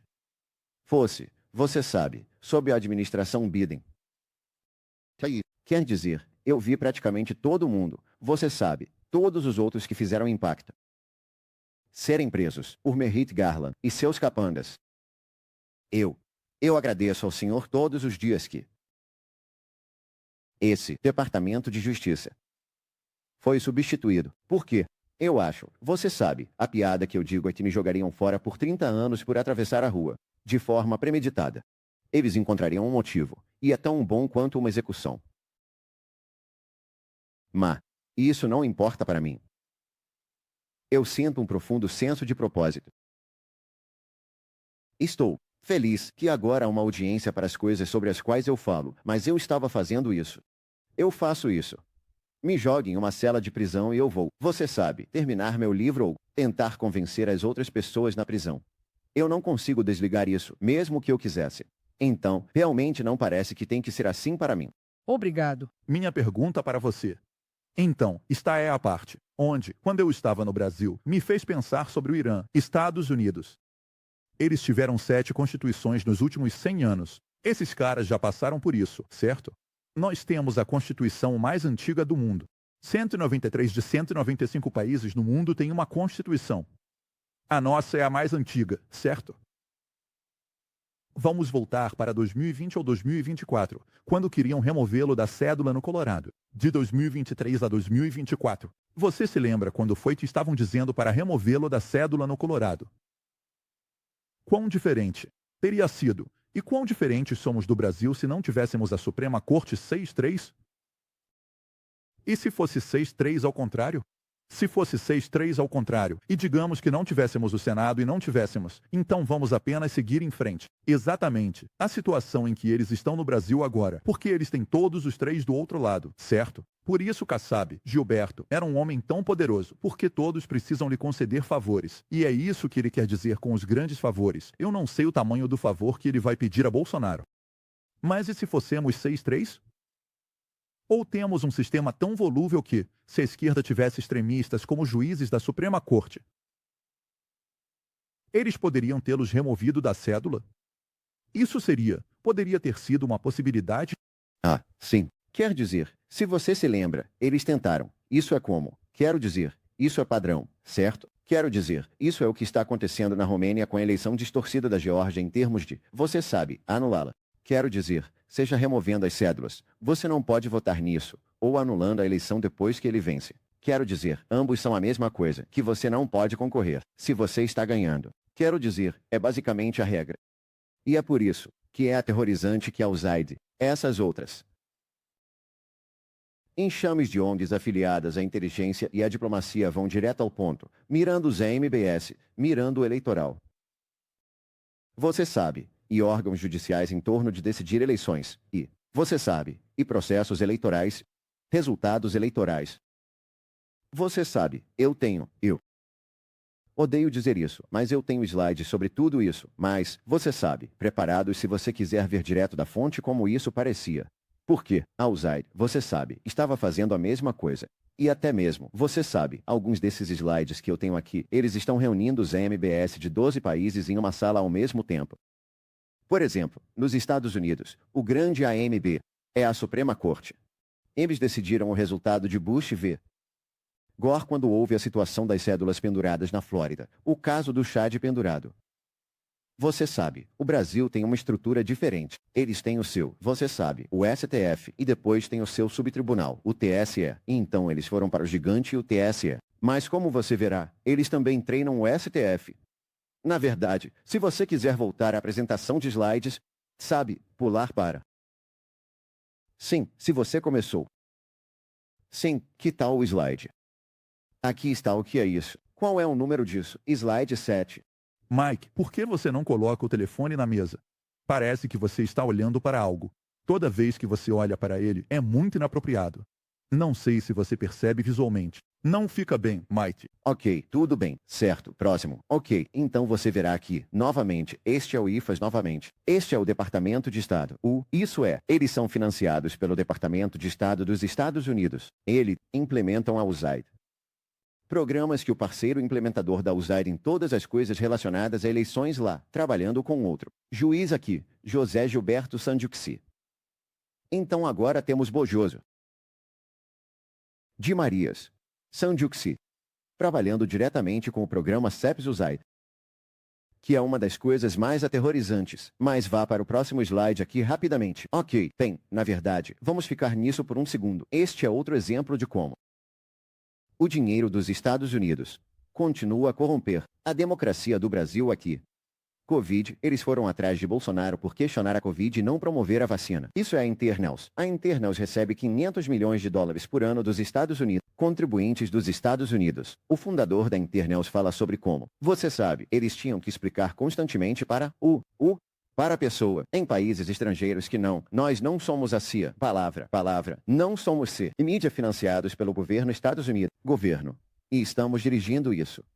Entrevista, tem uma rede de cerca de 6 mil diferentes organizações de mídia, eles treinam 9 mil jornalistas ao redor do mundo. Eles são basicamente um aparato mundial de Mockingbird para o Departamento de Estado dos Estados Unidos, para poder criar uma sinfonia de mídia e estrangeiros. Quem dirige isso? Bem, na verdade, se você puxar o clipe do CEO de pasta digitar CEO, vá para algo como X e apenas digite CEO. Internals. Anunciante.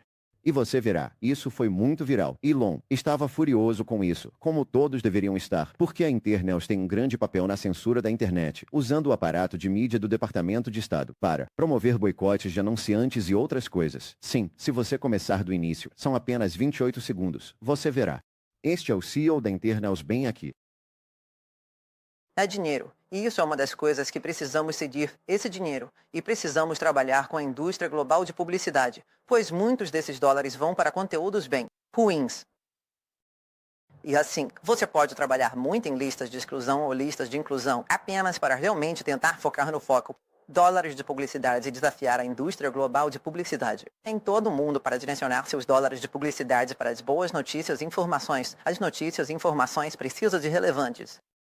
Então, esse é o general, efetivamente, da CIA, Departamento de Estado, o polvo midiático da USAID. Com milhares de tentáculos ao redor do mundo.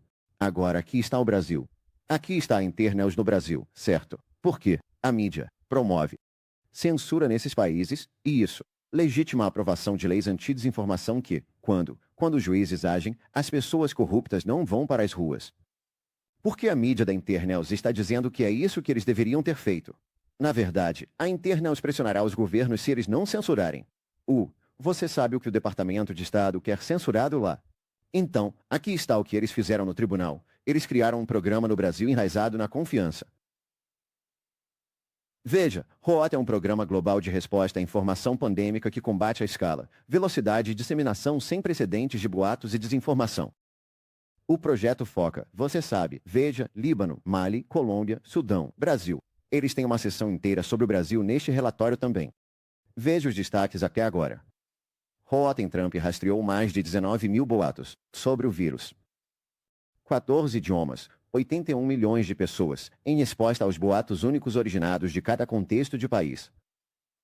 O projeto produziu mais de 130 boletins de boatos, 500 transmissões de rádio e 480 outras histórias na mídia. Para seguir, em frente.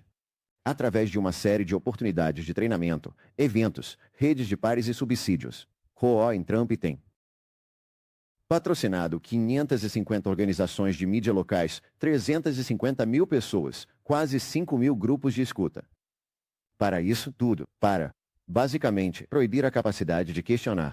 Mas, novamente, o que eu diria é por isso que eles perderam, é por isso que Trump venceu. O que estou tentando te perguntar e quero permanecer neste único tópico porque Elon nos permitiu falar sobre isso. Eles não têm isso, e é para onde estou indo, certo? Então, para onde estou indo é para você. Ok, nós vivemos nos estados, certo?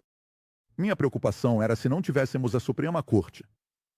Eles poderiam ter removido Trump da cédula. Se eles tivessem feito isso no Colorado e em alguns outros estados, teria acontecido. Então teria sido um caos, por causa da Suprema Corte.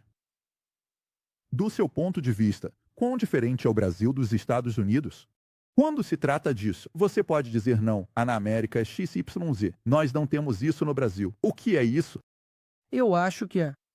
Suprema Corte, eu acho que é o principal problema, porque no Brasil temos 11 juízes, e acho que apenas 2 deles foram indicados por Bolsonaro. Então, todos os outros foram indicados ou por Dilma, ou Lula, ou Temer, que indicou Alexandre de Moraes. Então, a Suprema Corte, acho que isso acontece talvez na maioria dos países da América Latina. Como Mike disse que há um tipo diferente de assassinato, há um tipo diferente de tirania. Por quê? Se o presidente se comporta como um tirano, como um ditador, talvez as pessoas saiam às ruas, o derrubem e seu poder acabe. Mas quando você coloca isso nas mãos de um juiz que diz que está lutando pela democracia, está lutando pela liberdade, está lutando contra essa desinformação, então, eles vendem isso como algo bom. Então, a Suprema Corte no Brasil, eles decidem tudo. Então, esse é o maior problema. Não podemos fazer nada contra eles. Não podemos fazer. Tipo, se eu apelar, vou apelar para quem? Se Alexandre de Moraes decide o que eu posso fazer, é isso que estou dizendo. Nada, nada, não podemos fazer nada. Eles decidem. Na pandemia de Covid, eles fizeram um 24/7. O dia todo. A mídia tradicional estava dizendo que Bolsonaro era um genocida, que ele era responsável por todas as mortes. E não podíamos dizer nada, nada. Não contra a Covid, mas não podíamos dizer nada sobre isso. Não podíamos questionar se a máscara era uma grande coisa para usar para nossa saúde. Por exemplo, havia muitas medidas que a cidade e os governos tomaram. Por exemplo, as escolas ficaram fechadas por mais de 1 ano e meio. As pessoas não iam à escola. O país inteiro ou alguns lugares estavam abertos? O país inteiro. O país inteiro. Por exemplo, as pessoas podiam ir apenas às igrejas, mas se houvesse um espaço entre elas. Mas havia muitas favelas no Brasil, por exemplo, que tinham muitas festas lá e ninguém se importava com isso. Então, onde eu nasci é uma favela, e lá as pessoas estavam trabalhando como criminosos. Se alguém estivesse talvez vendendo algo e a polícia chegasse lá, ele seria multado por isso. Então você pode trabalhar na pandemia. Não, no horário que o governo disse. Ok, você pode estar aberto. Das 8 às 17 horas. Apenas. Então, foi um tempo no Brasil que, eu confesso, como brasileiro, pensei que talvez a pandemia durasse 1 mês, 2 meses, mas durou quase 2 anos. Por que no Brasil jogamos futebol nos fins de semana? Vamos ao churrasco. É assim que vivemos. Então eu pensei que não. O Brasil não vai ficar em casa por 1 ano, por 2 anos, mas muitas pessoas ficaram em casa. Naquela época, eu era vereador na minha cidade, Belo Horizonte. E eu fiz muitas denúncias, muitos apontamentos sobre a Covid, e eu fui muito. Perseguido. Ah, sim, fui muito perseguido por causa disso. E na mídia, naquela época, eu vi que foi muito bem. Plantado para atacar Bolsonaro. E agora vemos que há muitas coisas que ele estava dizendo, que ele estava certo. Ele sempre diz que eu não cometi nenhum erro sobre a Covid. Porque tudo que ele disse, ele estava certo. As pessoas não podiam trabalhar. Então, como elas poderiam colocar comida na mesa? Ele foi o único presidente que não tomou a vacina. Sim. No mundo. Sim. Isso é bem núcleo. Sim. Pensar em ser o único presidente que é sua relação com ele. Vocês estão juntos? Tudo bem. Ligar agora. São 10 horas. Talvez ele atenda-se. Bem. Se eu ligar para ele agora. Sim, eu estou nisso. Desde 2015. Então eu o conheço. Há muito tempo. E ele foi ver. Sempre. Ele é muito amigo comigo. Ele é muito gentil comigo. Ele sabe quem eu sou. Conhece meu coração. Conhece minha família. Eu tenho uma esposa, 2 filhos hoje. Eu acabei de saber, há 1 mês, que sou pai. Serei pai novamente. Então ele sabe que eu estou tentando fazer o meu melhor. Às vezes eu cometo erros. Tenho apenas 20 anos, 8 anos, 28 anos. Mas ele é um cara ótimo. Ele é um cara ótimo. Falou desde que recebeu as acusações na semana passada? Sim. Nós temos uma reunião, com todos os deputados conservadores. E tivemos uma ótima conversa. Você acha que foi um momento estranho? Como isso saiu? Tipo, logo depois? Mas é engraçado, porque Bolsonaro, eu posso dizer isso sem problema, porque ele sabe disso. Ele é um cara louco. Tipo, como Trump, ele é um cara louco. Ele é muito genuíno. Então, que quando as notícias saíram de que ele foi tipo 38 anos denunciado para a prisão, ele estava tipo, eu não ligo. Tipo, ele estava tipo, ok, eu não ligo, estou bem. Ele sabe no que se meteu. Você acha que isso foi uma resposta a nós estarmos lá, dando-lhe uma plataforma para falar a milhões? Isso também Patrick disse, ok, fizemos um podcast com uma entrevista com o Bolsonaro. Ele me perguntou, talvez, se ele gostou, e eu fiquei tipo, quanto tempo foi isso? 3 horas. Eu disse, ok, ele definitivamente gostou, porque ele gosta de falar quando gosta da pessoa. Então, se ele ficou 3 horas com vocês, ele gostou, muito. Ele é um cara muito durão. Claro, ele não é perfeito.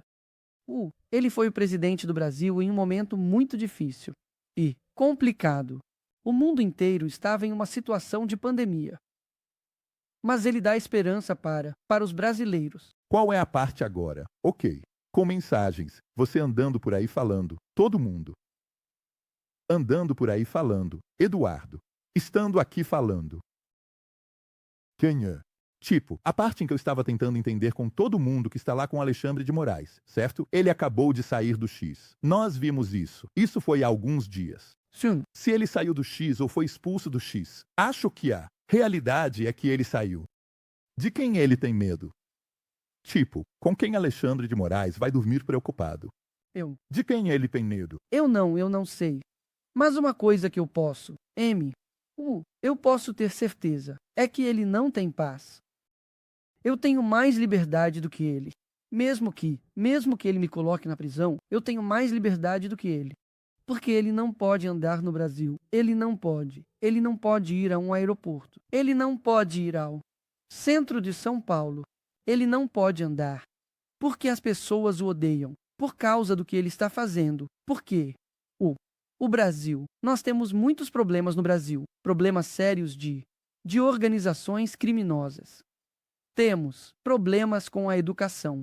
Temos problemas econômicos. E, tipo, o juiz do nosso Supremo Tribunal está preocupado com Bolsonaro, com um golpe, que nunca existiu. Então, nós estamos tipo, vamos lá, faça seu trabalho. Vá. Vá ser um tribunal de controle constitucional, não um tribunal político. Então, as pessoas estão muito irritadas com ele, porque ele não está fazendo o seu trabalho. Ele é um político. Ele é um político no comando. Você sabe? Quem? Mike. De quem você acha que ele tem medo? Porque quando ele e X discutiram, não parecia que ele recuou. Quero dizer, acho que em um ponto, se não me engano, Elon teve que demitir todo mundo da X. E então ele teve que recontratar algumas pessoas da X no Brasil, para garantir que estivessem em um lugar seguro. Então, de quem Alexandre tem medo? De ninguém. Você está falando sério? Claro. Concordo com você. É por isso que estou fazendo a pergunta. Quem atrapalha ele? E se todo esse dinheiro for retirado? Há bilhões envolvidos. E se todo esse dinheiro for retirado? Porque parece que muita da força que eles estão exercendo vem disso. Isso precisa ser feito imediatamente. E quanto resta? Depois que a USAID foi retirada? Bem, vem de muitos lugares. Você tem essas relações do Pentágono entre o Exército dos Estados Unidos e o Exército Brasileiro. Você tem esses subsídios do Departamento de Estado para a região, que são enormes.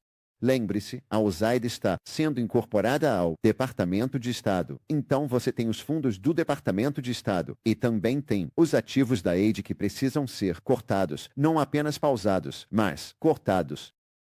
Você tem os do Departamento do Trabalho, provavelmente você terá os do Departamento de Energia. Você vai ter uma estranha, injeção de recursos, das universidades, através de alguns desses, outros órgãos de subsídios também. Tem,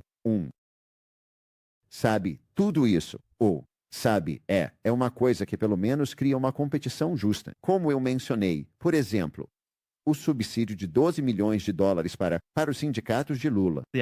Logo após a eleição de 2022, o Solidarity Center deu, um subsídio de 7 milhões de dólares para os sindicatos. Isso são dezenas de milhões de dólares que você está essencialmente capturando, você está inflando isso. Isso não é o Bolsonaro que está recebendo dezenas de milhões de dólares disso. Sim. E isso também faz as pessoas. Ideologia é uma coisa engraçada. Às vezes as pessoas são verdadeiros crentes. Na maioria das vezes, o trabalho de conquistar corações e mentes é sobre dinheiro. E, sabe, eu sempre chamei de corações, mentes e dinheiro, porque você, sabe, você não está. Você realmente só está pegando o finalzinho das pessoas através de corações e mentes quando elas leem as notícias, sabe? Geralmente é a jusante de seus líderes culturais, seus líderes comunitários, seus políticos, sabe, pessoas significativas de destaque no país. E se você os captura com dinheiro, você consegue sabe, corações e mentes por trás disso. E então, você tira o dinheiro do golpe, do Brasil. Acho que você verá uma luta muito mais justa. E acho que as pessoas serão mais receptivas ao seu próprio povo, porque não terão uma fonte de fundos estrangeira. Sabe, basicamente dizendo a eles, sabe, aconselhando, sabe, o que os juízes devem fazer. E novamente, voltando ao programa SEPS da USAID, eles literalmente disseram no lançamento, evento de lançamento do programa, que um de seus propósitos era fazer com que, sabe, as redes parceiras se sentissem apoiadas pelo governo dos Estados Unidos. Sabe, então, sabe, uma das razões pelas quais você teve essa, sabe, eu acho, essa percepção de que não há nada a temer, sabe, de qualquer tipo de raiva dos americanos contra o que o Brasil fez é porque eles tinham o apoio do governo Biden. A embaixada dos Estados Unidos não fez nada. Quando isso aconteceu, você se lembra? Eu postava todos os dias, dia 27, dia 28. Aqui está o que a embaixada dos Estados Unidos. Aqui está a conta deles no Twitter. Eles estão postando sobre sabe, ginastas com deficiência no Brasil e sabe, como precisamos, sabe, apoiar os escaladores. Lutia 2++, no Brasil. Enquanto um grande campeão dos Estados Unidos foi fechado, e enquanto a Starlink, um grande contratante militar dos Estados Unidos, teve seus ativos apreendidos, e enquanto eles começaram a, sabe, potencialmente se mover para o concorrente chinês da Starlink, sabe, o concorrente chinês da Starlink nisso. Este é o tipo de coisa que temos um Departamento de Estado para impedir que aconteça, e o Departamento de Estado estava, sabe, seu silêncio, combinado com o fato de que eles têm programas formais do Departamento de Estado para fazer isso acontecer, programas formais da USAID para fazer isso acontecer. Você tem sabe, Biden e Lula conspirando nisso. Eles queriam que isso acontecesse. Eles foram apoiados para que isso acontecesse. O programa SEPS literalmente diz que o plano é fazer com que países estrangeiros implementem medidas legais e regulatórias para ir atrás das empresas de mídia social para forçar a responsabilidade sobre elas. Então, uma pergunta. Você acha que algum desse dinheiro chega aos políticos no Senado? Esta é uma pergunta para vocês, como senadores, pessoas Câmara. Dinheiro do tipo USAID, certo? Algo assim. Parece que há muito potencial nisso. Isso poderia motivar as pessoas no Senado ou seguir a direção do vento? Sim. Se você seguir o dinheiro, tenho certeza de que você vai encontrar esse dinheiro nesses senadores e nas famílias dos senadores ou de deputados. Claro. Há caras que parecem ter mais dinheiro do que você esperaria. Temos isso no Congresso. Sim. A Suprema Corte, nossos juízes da Suprema Corte, eles têm muitos relógios que valem muito mais do que o salário deles. Como Patek Philippe, por exemplo, ou Lula, por exemplo. Ele tinha muito observadores. O nome no Brasil que a esquerda fez a propaganda sobre o Lula era que ele é o pai dos mais pobres. Ele disse, é por isso que eu gosto desse cara. Mas não, é à toa, que você é amado por causa de onde você está com seus valores. E todo mundo sente o mesmo. Estou animado para ver o que acontece com você. A entrevista com Bolsonaro sai na quarta-feira. De manhã, às 9 horas. Temos o clipe, mas vamos mostrar na quarta-feira. Rob, deixe para passar na quarta-feira. Vai ficar tudo bem. E, Mike, eu tenho que te agradecer. Por mais que eu te dê um tempo difícil, você sabe. Eu consumo o que você fala.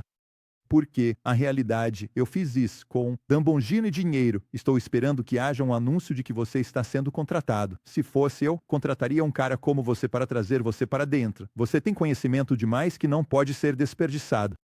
E não só você tem esse conhecimento, a parte que te torna ainda mais especial, isso é difícil de fazer. Conversei com um cara hoje que está treinando meu filho para o futebol. Ele tem 11 anos. Ele tem jogado futebol e é obcecado por futebol. Ele veio aqui para treinar meu filho. Ele mora a 1h30 de distância. Este é um treinador muito conhecido. E eu liguei para ele. Eu disse, então me diga, qual é a sua impressão do meu filho quando ele é treinado?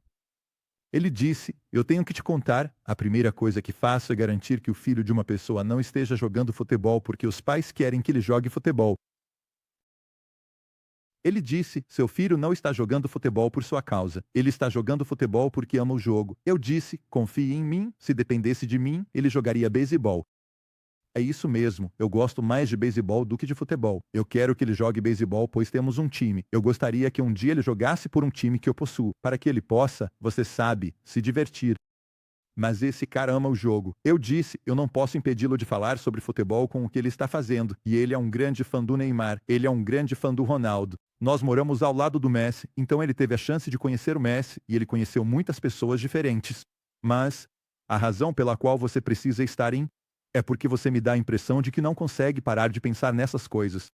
Isso é você não consegue se controlar, você é obcecado por isso. Deus está te usando com isso. Eu só espero que o governo dos Estados Unidos também te use para essa próxima fase. E se não for nada, você disse algo muito poderoso. Eu só quero ser útil, e eu respeito isso. Esta é a segunda vez que passamos tempo juntos. Você parece muito sincero. Estou feliz que você está do nosso lado. E continue cavando e descobertas que você me mostra. Eu nunca vi antes. Então, estou acompanhando. Estou ficando mais esperto sempre que ouço você falar. Agradeço por você ter pego um voo e vindo aqui estar conosco. Bem, igualmente. E sua liderança. Nisso, eu acho, vai encorajar milhões de pessoas. Nisso. E obrigado por nos receber. Foi uma ótima conversa. Sim, e Brandon, temos que dar um alô para Brandon. Não conheci muitas pessoas na minha vida que têm um diploma de bacharel em segurança nacional e um mestrado em segurança nacional. Esse cara devora esse assunto. E ele estava no Brasil conosco também. Obrigado. Para aqueles de vocês que são brasileiros, se souberem, vou mostrar apoio. Vocês conhecem os livros que este homem escreveu. Este homem. Bonito. Ele se parece com o comediante Marcelo. Rob, você pode mostrar o Marcelo do SNL? Mostre o Marcelo do SNL para as pessoas perceberem. Marcelo, bem ali. Ele é um dos maiores comediantes da América no SNL. Talvez um dos caras mais engraçados do mundo. Eu colocaria Vini como muito engraçado, mas também está lá em cima. Trabalho fenomenal que ele faz. Vocês parecem gêmeos, se não primos. Parece seu irmão bem ali. Realmente parece, cara. E, a propósito, ele é o melhor comediante do SNL. O melhor comediante do SNL. Novamente, pessoal, sigam a história. Fiquem próximos. Brasil, Estados Unidos. Compartilhem a mensagem. Deus abençoe a todos. Cuidem-se. Tchau, tchau. Tchau, tchau.